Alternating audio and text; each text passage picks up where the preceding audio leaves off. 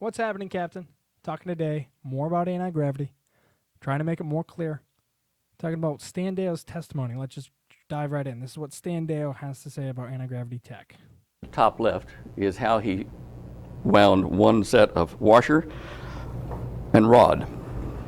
So there's this guy called the Navigator. They call him the Navigator, and he wound electromagnetic coils in a rod fashion and a toroid fashion.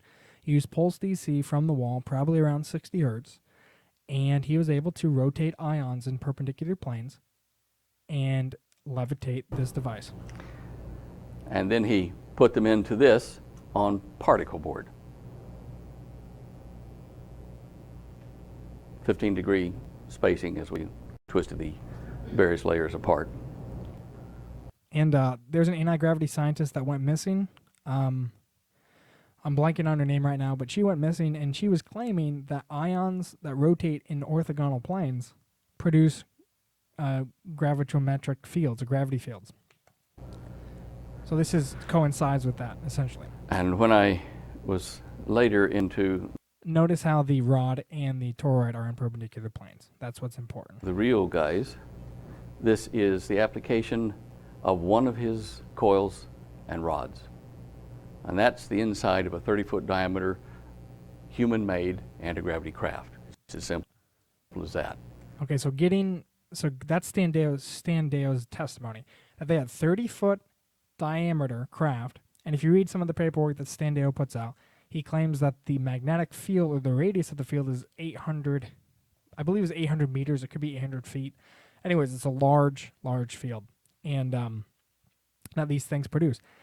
So they use really thick copper wire, obviously, probably piping or just thick copper, thick aluminum, and they rotate it around this big toroid. And see how it has a breather? I'll go back. If she'll load. It has a breather on it's hollow at one point. And the rods, I won't go back, but if you can go back in the video, but there's a hollow point in the toroid itself that, yeah, right there. So, right there. This hollow portion here allows the plasma to flow inside the tube, counterclockwise or clockwise, and then it would also flow in a perpendicular plane toroidally, like this. So the plasma, pretend this is plasma, and it's rotating like this here, like in a toroidal fashion. This 30-foot diameter hollow square section tube is rotating plasma like that and like this.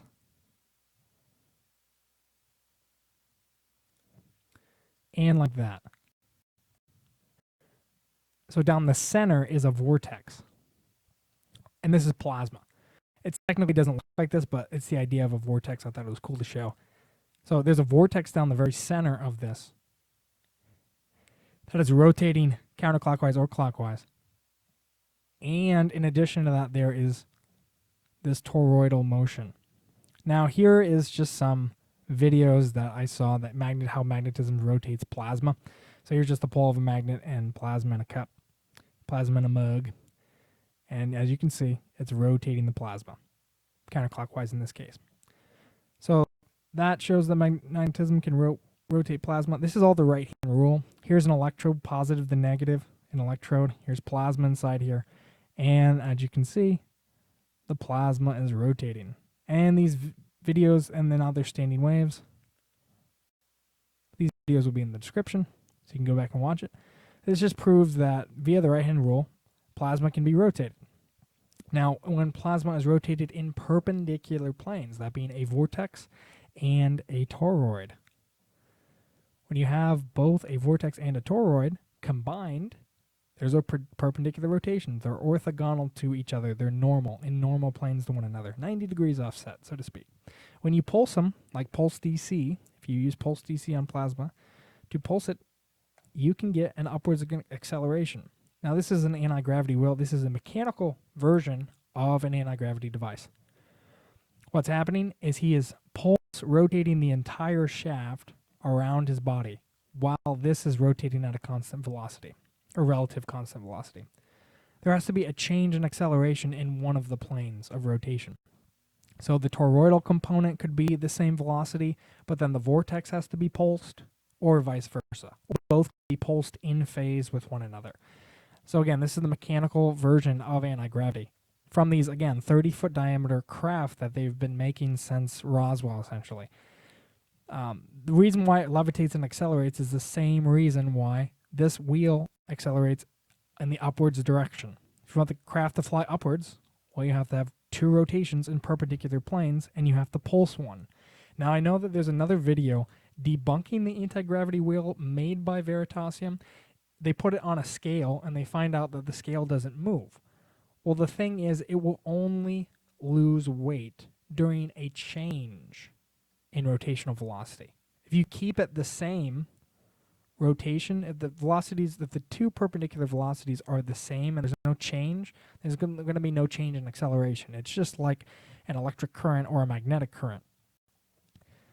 So to produce a magnetic current, you have to have a change in electric current, and vice versa. There has to be a delta variable. There has to be a change.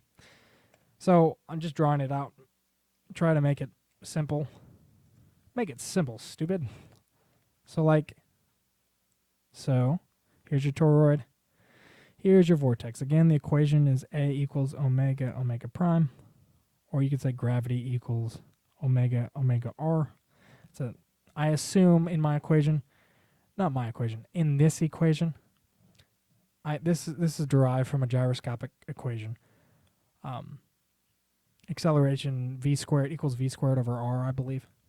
It's assuming that the 2 rotations are now in perpendicular planes. So it's sort of derived from the centrifugal force as well. Anyways, I assume that all radii equal 1 meter and all mass equals 1 kilogram. That's how I'm able to simplify it to acceleration equals omega, omega prime. Essentially, just getting back to it, trying to keep it simple. A tornado and a vortex and a donut. So a tornado, vortex here, and a donut here. There's going to be centrifugal forces. There's going to be a low pressure at the center, like a low pressure here, low pressure here, low pressure here, and at the outside, there's going to be high pressure.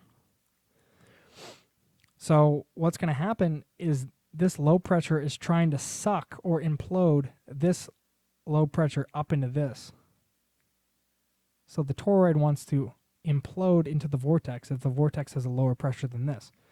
If the toroid has a lower pressure than the vortex, then the vortex is going to want to bend down and conform to the plane of the lowest pressure here. Simple pressure system, high to low pressure. But the thing is, if you don't let the 2 systems line up, and if you go and watch the Stan Deyo video, he will say the exact same thing. If you don't let the rod and the coil line up, and in this mechanical version, they obviously can't line up, because what's happening, the reason why this accelerates is because this rotation wants to, if it was here, it would want to accelerate up and be right here. So this would want to be at the very top because this is rotating, and the centrifugal force would want to bring it up here because the low pressure is up here. But since they are locked in place mechanically, it just raises the whole contraption up. Hope that helps. Hope that gives a better understanding of these plasma craft that was built since Roswell.